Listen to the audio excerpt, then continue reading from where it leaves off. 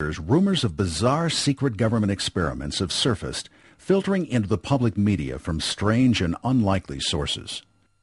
For example, Nazi doctors on trial at Nuremberg following World War II sought to justify their actions by pointing to an experiment conducted in Chicago prisons in which 400 prisoners were infected with malaria in order to study the effects of new and experimental drugs.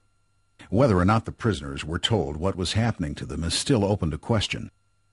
But this was hardly the beginning of such reports. One of the most disturbing experiments was allegedly undertaken in 1931, when a single pathologist, Dr. Cornelius Rhodes of the Rockefeller Institute for Medical Investigations, according to reports, knowingly infected his human subjects with cancer. Dr. Rhodes' attitude towards his subjects is apparent in a letter used as the basis for a criminal investigation into his actions. What we need is not public health work, but a tidal wave or something to totally exterminate the population. The criminal case was dismissed, however, by the prosecutor appointed by the North American governor of Puerto Rico.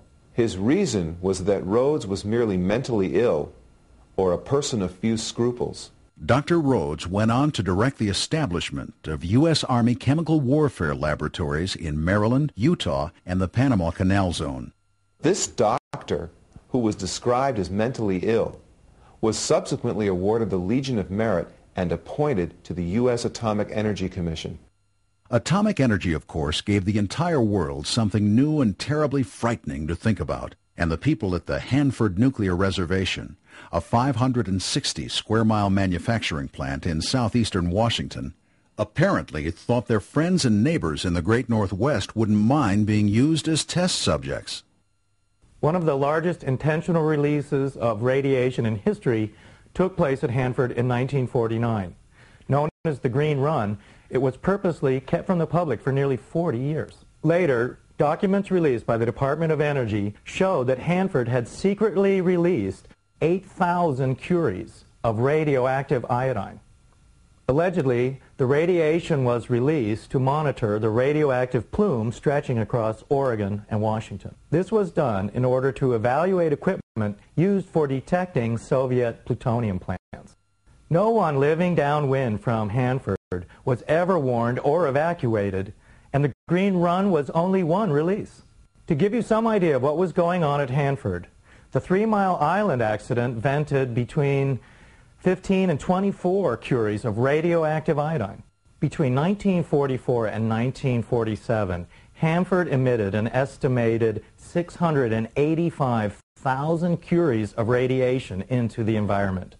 That is a staggering amount. To bring the point a little closer to home, there have been reports recently of contrails, trails of gaseous substances left in the wake of jet planes flying high above certain areas of the country. A mysterious sickness seems to be centered around these contrails left by KC-135s and KC-10 aerial tankers that were supposedly seeding clouds. Officially, the Air Force denies it is involved in anything associated with these sightings, but in a recent article, Tommy Farmer, former engineering technician with Raytheon Missile Systems, says he has collected samples of what he calls angel hair, sprayed by the mystery aircraft on 6 occasions since February of 1998. No one knows where the planes are coming from or where they land when they're finished. However, some reports indicate the phenomenon is weather modification related. And the Air Force has said the military can find ways to own the weather by the year 2025. So what it comes down to is, all of this is supposed to be for our own good, or for the sake of national security, whether we like it or not. But if that's the case, why aren't we being told about it? It's not as if we're at war.